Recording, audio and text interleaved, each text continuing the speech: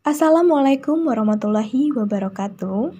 Perkenalkan, nama saya Rahel Imelda, NPM 5021239, kelas 4F PGSD, mata kuliah Telaah Kurikulum, dosen pengampu Bapak Tio Gusti Satria Magister Pendidikan, dengan judul materi Pengertian Kurikulum, Telaah Kurikulum, Prinsip, Fungsi, Dasar, dan Tujuan Kurikulum. 1. Pengertian kurikulum.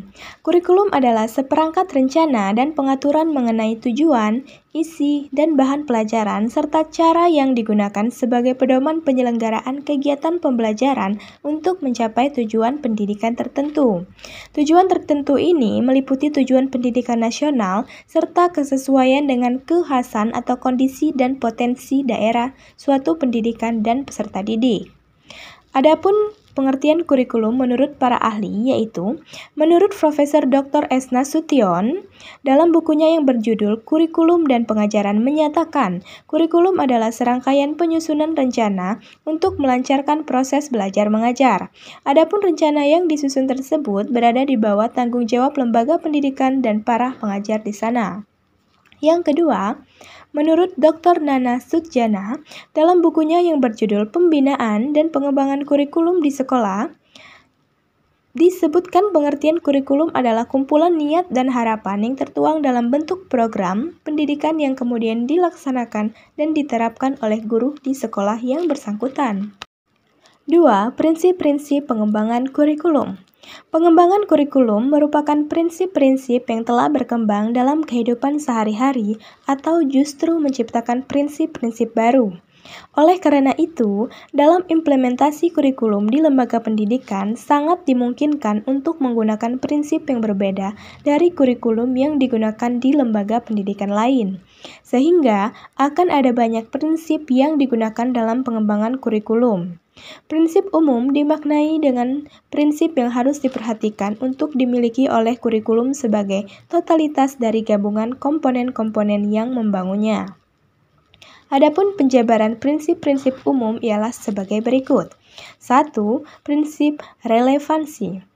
Relevansi memiliki makna sesuai atau serasi. Jika mengacu pada prinsip relevansi, setidaknya kurikulum harus memperhatikan aspek internal dan eksternal.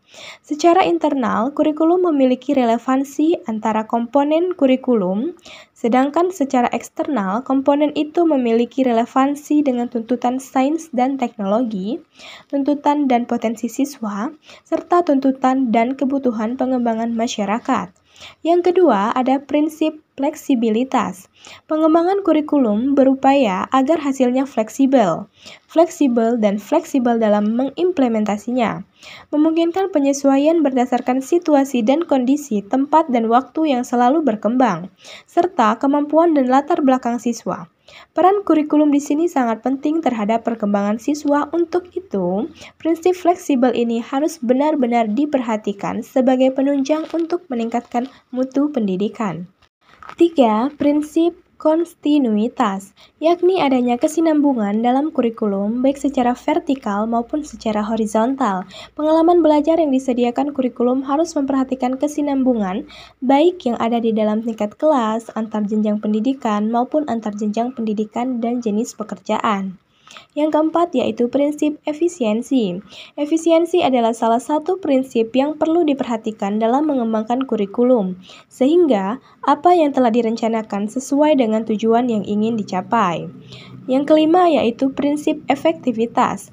Mengembangkan kurikulum pendidikan perlu mempertimbangkan prinsip efektivitas. Yang dimaksud dengan efektivitas di sini adalah sejauh mana rencana program pembelajaran dicapai atau diimplementasikan. Dalam prinsip ini, ada dua aspek yang perlu diperhatikan, yaitu efektivitas mengajar guru dan efektivitas belajar siswa. 3. Fungsi kurikulum. Dilansir dari Universitas Pendidikan Indonesia, berikut fungsi kurikulum dalam dunia pendidikan, yaitu untuk siswa, adalah sebagai acuan belajar. Dengan adanya kurikulum, siswa mengetahui materi apa saja yang harus dipelajari dan juga dipahami, sehingga siswa dapat mempersiapkan ujian dengan lebih baik. Yang kedua untuk guru, adalah sebagai pedoman pengajaran pada siswa. Kurikulum memberikan patokan yang jelas tentang proses pengajaran, juga materi yang harus diberikan kepada anak didik. Yang terakhir, untuk kepala sekolah, sebagai pemimpin penyelenggaraan pendidikan di sekolah adalah sebagai pedoman pengelolaan sistem pendidikan. 4. Tujuan kurikulum. Tujuan kurikulum yaitu sebagai alat pendidikan untuk menghasilkan siswa yang berintegrasi.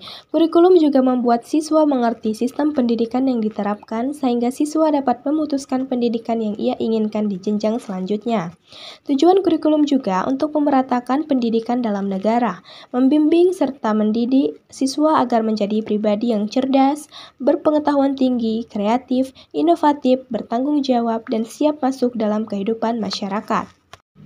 Itulah materi yang dapat saya sampaikan. Saya akhiri. Wassalamualaikum warahmatullahi wabarakatuh.